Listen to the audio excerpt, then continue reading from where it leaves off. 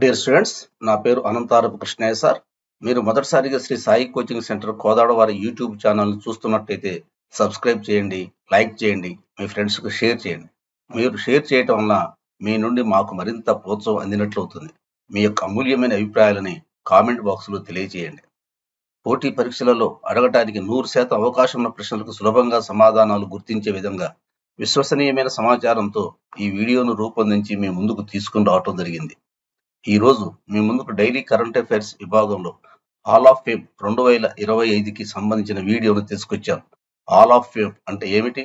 Hall of fame 2025 జాబితాలో ఎంతమంది క్రికెటర్లు స్థానం కల్పించారు, ఇందులో ఎంతమంది మహిళలు ఎంపికయ్యారు, ఈ జాబితాలో ఎంతమంది భారతీయ క్రికెటర్లు చోటు కల్పించింది, మహిళలు ఎంతమంది, ఇప్పటివరకు ఎంతమంది భారతీయులకు జాబితాలో చోటు కల్పించారు, వీరిలో ఎంతమంది మహిళలు కలరు, ఇప్పటివరకు ఎంతమందికి చోటు కల్పించారు, ఇప్పటివరకు అత్యధికంగా ఏ దేశం నుంచి హాల్ ఆఫ్ ఫేమ్ జాబితాలో చేరారు, ఎన్ని దేశాల నుండి ఇప్పటివరకు ఎంపికయ్యారు అనే విషయం గురించి పూర్తిగా మనం ఐసీసీ హాల్ ఆఫ్ ఫేమ్ 2025లో ధోనిని చేర్చడం జరిగింది.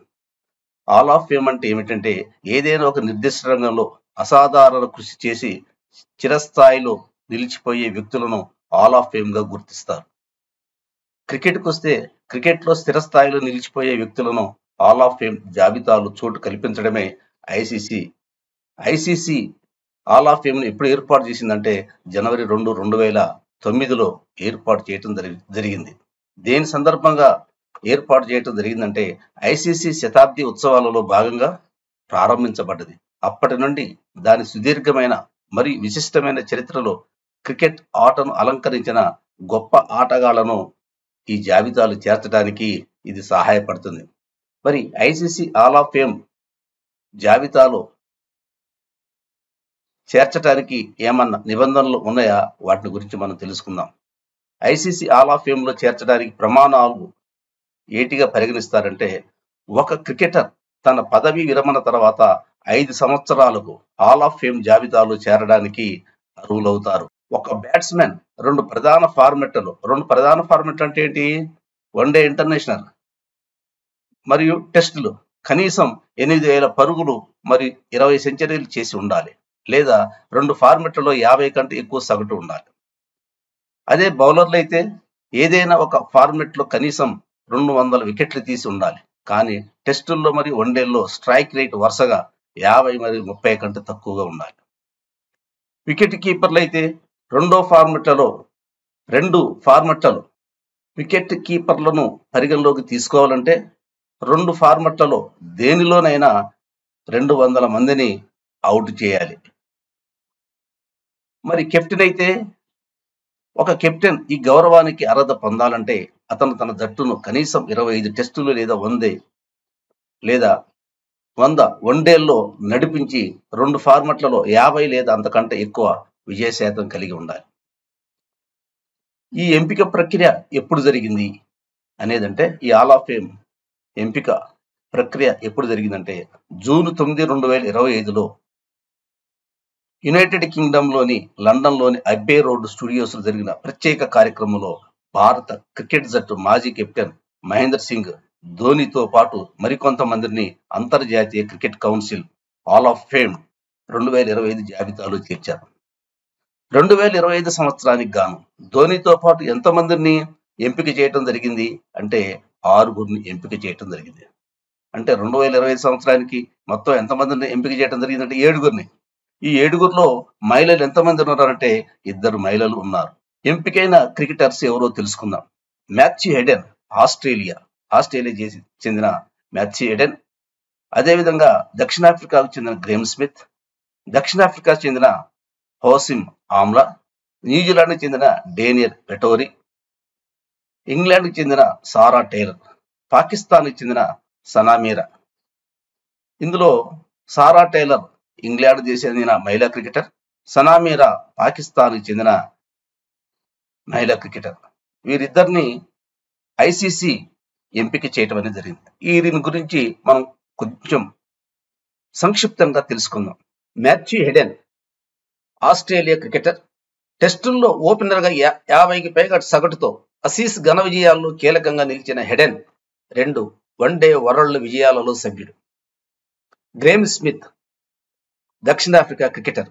ప్రపంచ క్రికెట్లో అత్యధిక టెస్టు మ్యాచ్లకు కెప్టెన్గా వ్యవహరించాడు. ఎన్ని టెస్టు మ్యాచ్లకు కెప్టెన్గా వ్యవహరించాడంటే 109 టెస్టు మ్యాచ్లకి కెప్టెన్గా వ్యవహరించాడు. అదేవిధంగా అత్యధిక విజయాలు సాధించిన రికార్డు స్మిత్ సొంతం. ఎన్ని విజయాలు సాధించాడంటే 53 విజయాలు సాధించడం అనేది జరిగింది.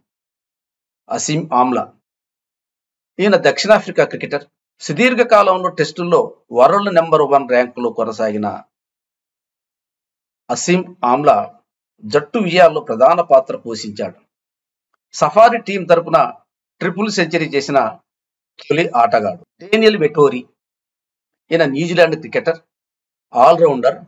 టెస్ట్ క్రికెట్లో 4000కు పైగా పరుగులు చేసి 300కు పైగా వికెట్లు తీసిన అరుదైన ఆటగాళ్లలో ఒకటైన వెటోరీ తన ఆల్రౌండ్ ప్రదర్శనతో గుర్తింపు పొందాడు.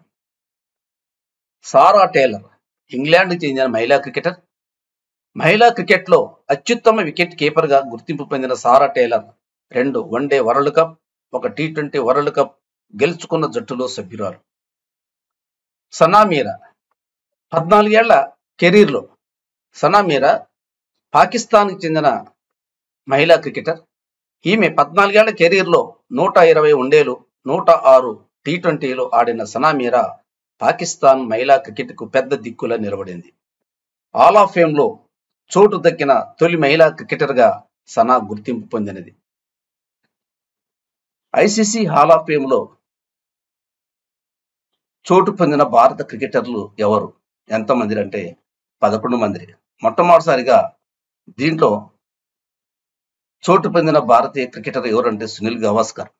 సునీల్ గవాస్కర్ 2009లో, బిషన్ బేడి 2009లో, కపిల్ దేవ్ 2010లో, అనిల్ కుంబ్లే 2010లో, అనిల్ కుంబ్లే 2015, రాహుల్ ద్రావిడ్ 2018లో, సచిన్ టెండూల్కర్ 2019లో, విను మన్కడ్ 2021లో, డయానా ఎడుల్జీ 2023, వీరేంద్ర సెహ్వాగ్ 2023, నీతూ డేవిడ్ 2024లో, మహేంద్ర సింగ్ ధోని 2025లో ఆల్ ఆఫ్ ఫేమ్ జాబితాలో చోటు చేసుకోవడం జరిగింది.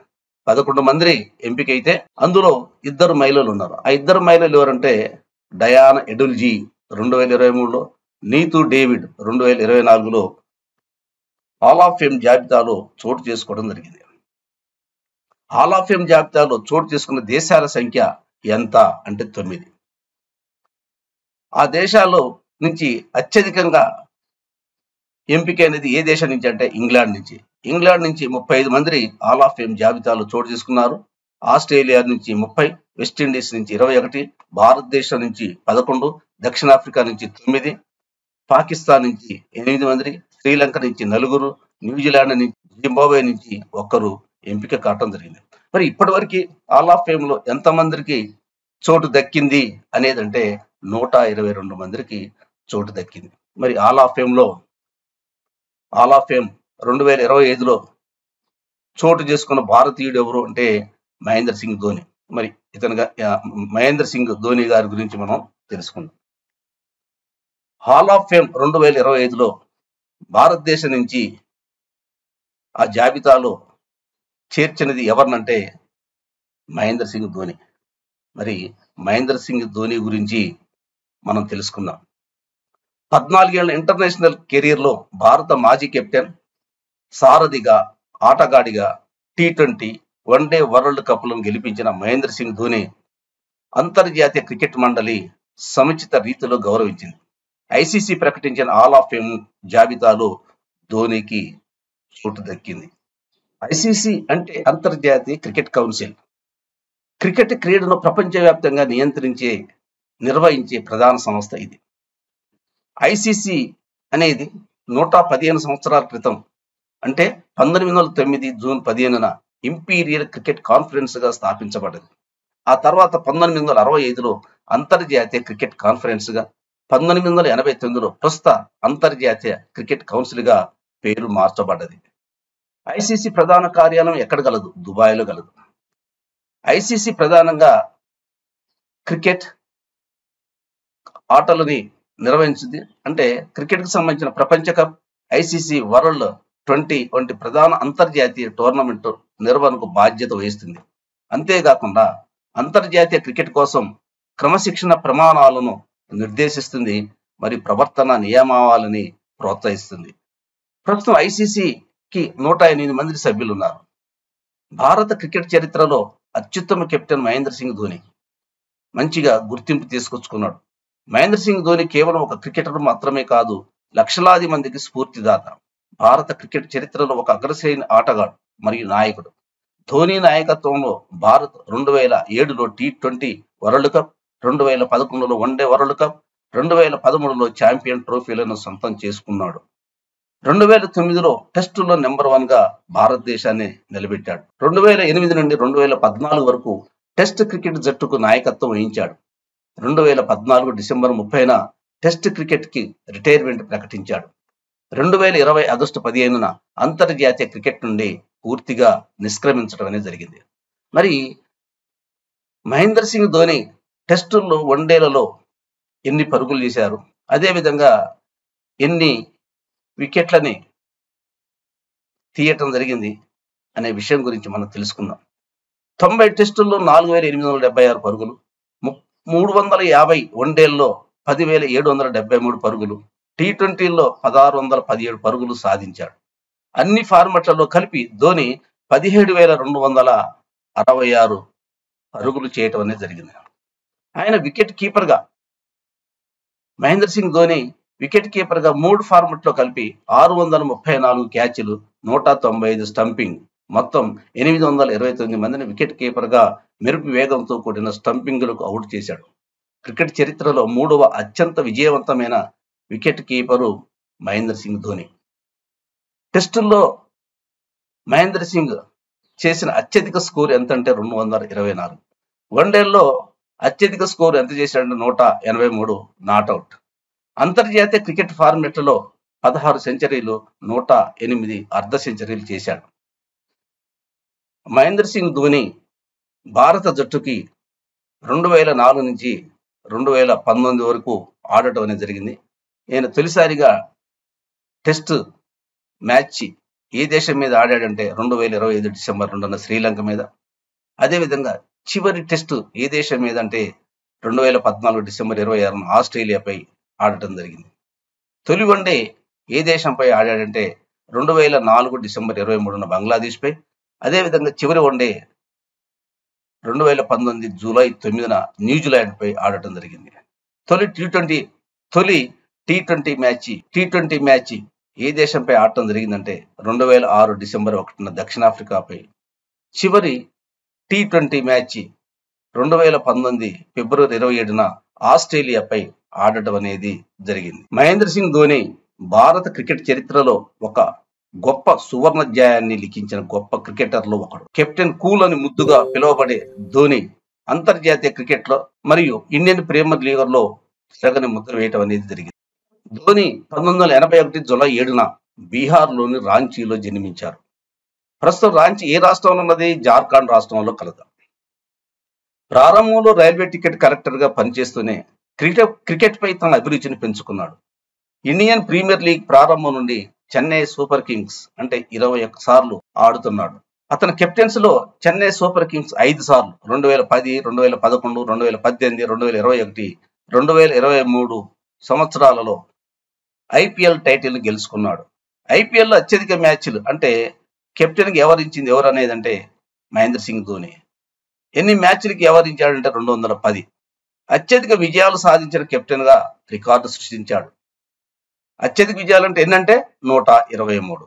అంతర్జాతీయ క్రికెట్ కి రిటైర్ అయినప్పటికీ ఐపీఎల్లో తన ఆటను కొనసాగిస్తూనే అభిమానుల్ని ఆలరిస్తున్నాడు. ఈయన క్రికెట్ కి చేసిన సేవలకు గుర్తింపుగా భారత ప్రభుత్వం అవార్డులు మరి అంతర్జాతీయ స్థాయిలో కొన్ని గుర్తింపులు లభించాయి. కేంద్ర ప్రభుత్వం పద్మభూషణ్, పద్మశ్రీ, మేజర్ ధ్యానచంద్ ఖేల్రత్న అవార్డు అనేది అందజేయటం జరిగింది. అదేవిధంగా గుర్తింపు పొందడం కూడా జరిగింది. ICC men's one day international cricketer of the year గా 2 సార్లు, ICC award for spirit of cricket, CNN IBN Indian of the years in sports 2025లో ఐసీసీ ఆల్ ఆఫ్ ఫేమ్ లో చోటు దక్కించుకోవడం అనేది జరిగింది. డియర్ స్టూడెంట్స్, మీరు ఇప్పటివరకు ఆల్ ఆఫ్ ఫేమ్ గురించి తెలుసుకోవటం జరిగింది. అందులో మనం ముఖ్యంగా ఎవరి గురించి తెలుసుకోవాలంటే మనం మహేంద్ర సింగ్ ధోని గారి గురించి మనం తెలుసుకున్నాం. ఈ విషయంపై మనల్ని ప్రశ్నించడానికి అవకాశం అనేది ఉన్నది. మీరు ప్రతి ఒక్కళ్ళు ఈ వీడియోని సబ్స్క్రైబ్ చేయండి, లైక్ చేయండి, మీ ఫ్రెండ్స్కి షేర్ చేయండి. Thank you for watching.